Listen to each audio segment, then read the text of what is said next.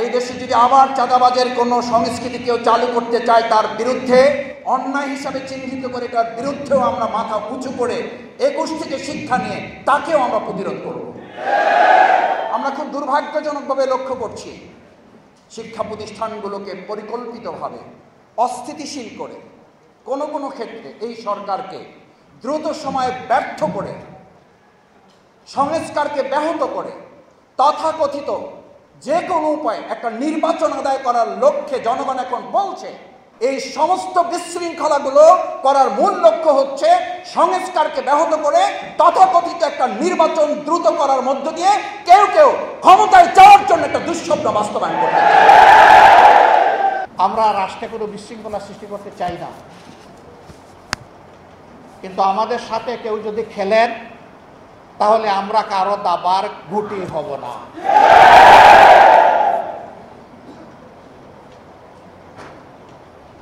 কেউ আমাদের সাথে খেলবেন এটা আমরা পছন্দ করি না, শুধু আমাদের সাথে না, এদেশের একজন নাগরিকের সাথেও যেন কেউ খেলাধুলা না করে।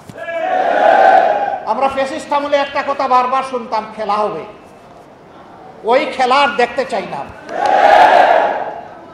জাতির ভাগ্য নিয়ে যারা খেলা করে এরা একটা দেশের দায়িত্বশীল নাগরিক হতে পারে না, এরা দুষ্টা। 21 আমাদেরকে যে সবক দিয়ে গিয়েছে, শিক্ষা দিয়ে গিয়েছে, যেখানেই অন্যায় সেখানেই প্রতিরোধ। এটা যার আমলেই হোক আমরা সেই প্রতিরোধ করার জন্য অঙ্গীকারবদ্ধ। আশা করব অন্যায়ের বিরুদ্ধে যাদেরই অবস্থান তারাও এগিয়ে আসবেন। সবাই আসলে আমরা মহা খুশি, কেউ না আসলে আমরা একাই দাঁড়িয়ে থাকবো ইনশাআল্লাহ। বাংলাদেশ ফেসিবাদীদেরকে তাড়িয়েছে, কিন্তু আমরা ফেসিবাদের জ্বালা থেকে এখনো মুক্ত হতে পারি নাই। যে সমস্ত অপকর্ম করত ফেসিবাদীরা, সেই অপকর্ম যদি আমিও করি তাইলে আমিও একজন ফেসিবাদী। আমরা বারবার অনুরোধ করে বলেছি, দয়া করে শহীদদের রক্তের প্রতি সম্মান দেখান, দয়া করে আহত পঙ্গু ভাই বোনদের প্রতি সম্মান দেখান।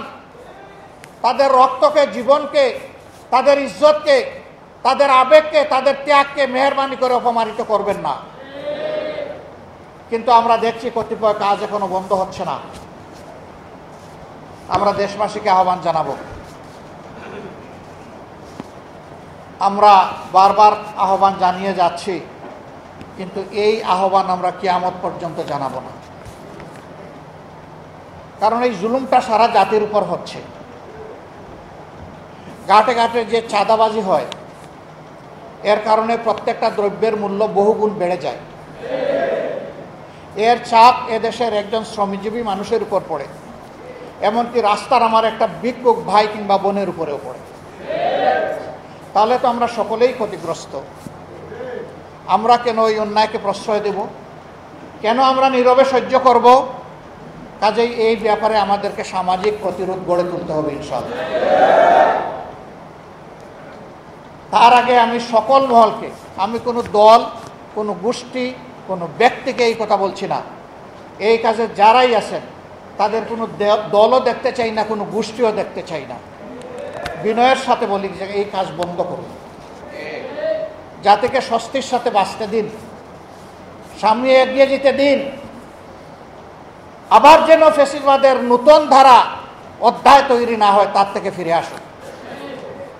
ফিরে না আসলে ভাই আমাদের লড়াই অব্যাহত থাকবে ইনশাআল্লাহ।